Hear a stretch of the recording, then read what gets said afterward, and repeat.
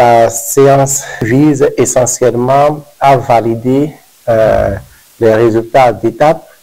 à apprécier les perspectives et à donner son quitus pour donc la continuation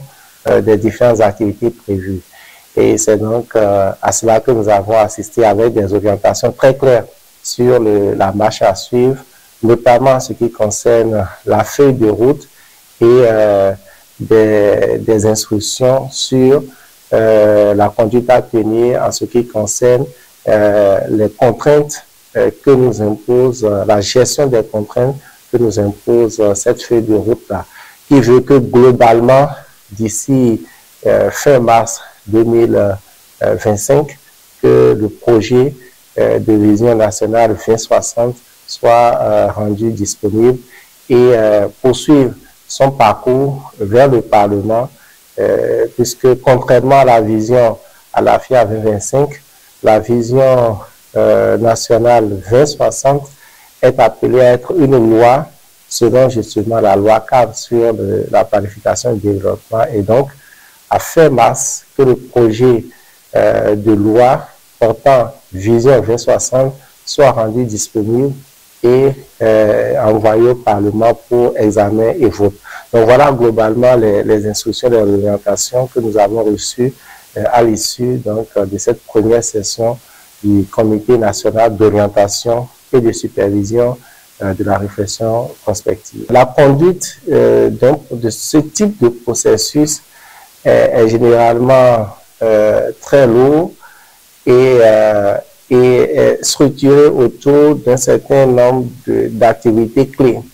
Aujourd'hui, nous pouvons dire que à ce qui concerne les activités de préparation, notamment les activités qui réfèrent au cadre même des études nationales de perspective à long terme 2060, pratiquement l'ensemble de ces activités-là sont exécutées et à satisfaction des membres du Comité national d'orientation et de supervision de la réflexion prospective. Nous sommes là en train d'engager une seconde phase clé, on va dire une phase décisive, puisque les résultats de cette phase viendront alimenter les étapes ultérieures du processus. Il s'agit de la phase de collecte des perceptions et des aspirations des populations béninoises. Cette phase qui va globalement durer 2 mois va voir les équipes de l'INSTAD couvrir l'ensemble du territoire national dans justement la quête de ces perceptions et de ces aspirations de nos populations. Nous avons d'autres équipes cette fois-ci structurées autour du ministère du Développement qui seront aussi sur le terrain dans le cadre de l'organisation des focus group, et nous aurons sur l'ensemble du territoire national pas moins de 300 focus group. Les focus group sont constitués essentiellement de regroupements de nos populations sur un certain nombre de caractéristiques qui parlent des enfants et qui intègrent les jeunes, les femmes, les leaders d'opinion, tous ceux qui peuvent compter non seulement pour aujourd'hui, mais pour l'avenir de notre pays, seront organisés dans ces focus group et participeront à des échanges autour de questionnaires structurés, de fiches d'entretien, afin de collecter leurs perceptions, c'est-à-dire ce qu'ils pensent de la gouvernance du Bénin depuis 2000 à aujourd'hui, et leurs aspirations, c'est-à-dire la manière dont ils voient le Bénin d'ici 2060. Et au-delà donc de ces focus group